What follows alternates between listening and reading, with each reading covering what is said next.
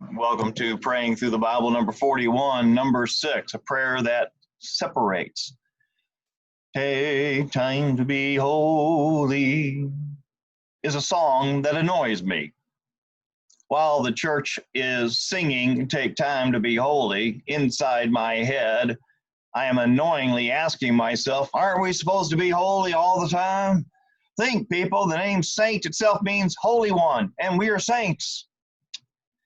Always feel superior after a holy rant. How about you? After today's Praying Through the Bible, I am less annoyed. I need to take time to be holy. In Numbers 6, Yahweh instructs about a peculiar, eccentric Nazarite vow. Vowing is a type of praying promise, Ecclesiastes chapter 5, verses 1 through 7. The inspired record suggests this undertaking does not really become commonplace. The name Nazarite is only used in two other books, Judges, chapter 13, verses 5 and 7, and chapter 16 and verse 7, and Amos, chapter 2, verses 11 through 12. I can understand why few practiced it. Nazarites are holy, chapter 6, verse 5 through 8, which does not mean better than others or sinless, but separated. Nazarites could be male or female who consecrate themselves, chapter 6 and verse 2. The vow is temporary, chapter 6, verse 5, although there were such exceptions such as Samson, chapter 16, verse 17, who didn't cut his hair. Requirements are odd. 1, abstain from anything connected to the grape, including raisins, chapter 6, verses 3 through 4. Must not cut the hair, chapter 6 and verse 5. Touching dead bodies is disallowed, chapter 6, verses 6 through 7. And even doing so accidentally is sinful in the sense that they had to offer a sin sacrifice, chapter 6, verses 9 through 12. And at the end of the consecration cycle, they offer a sacrifice, chapter 6, verses 13 through 15. And 5, ending this ritual includes cutting the hair and burning it. Okay, chapter 6, verse 18.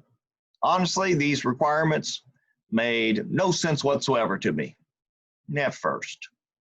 There is no mention of extra devotionals and helping the needy or prostrating in prayer, nothing about taking time to be holy. However, the point is they do not need to make sense to me. Yet again, who knows if they made sense to the people taking them under the law of Moses. We need to remember it is not our position or place to obey only when everything is clear, understandable, or sensible. God made the rules for the Nazarite vow, not man. Think about this. If we only obey when we agree with God, our faith will be in ourselves along with our intellect instead of in God. Don't people rewrite the word of God when it does not make sense to them? What made the Nazarite vow make some sense was seeing it made the promise maker akin to a priest.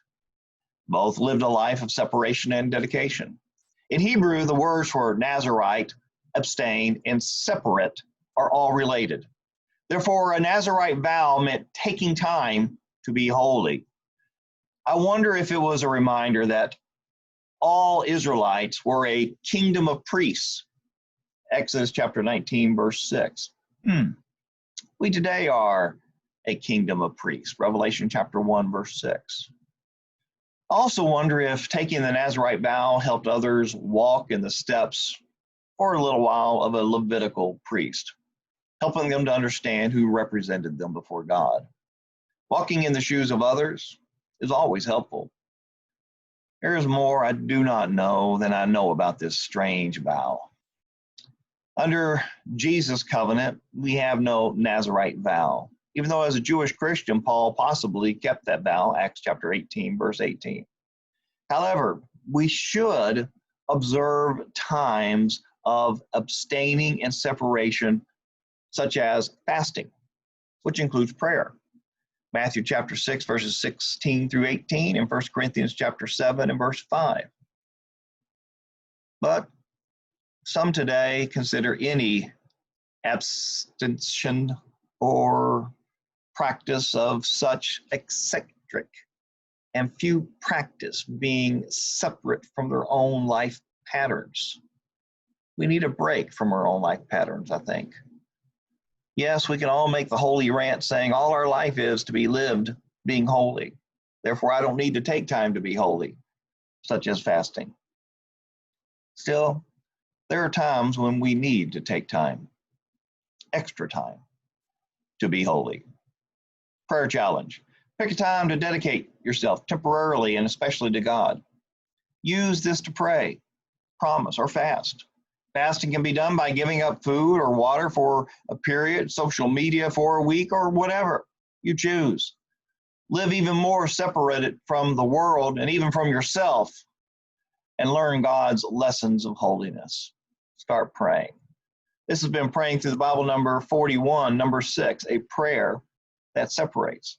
If this has been a blessing to you, please share, leave a comment, help others to be blessed by this, and you'll be a blessing to me. Thank you very much.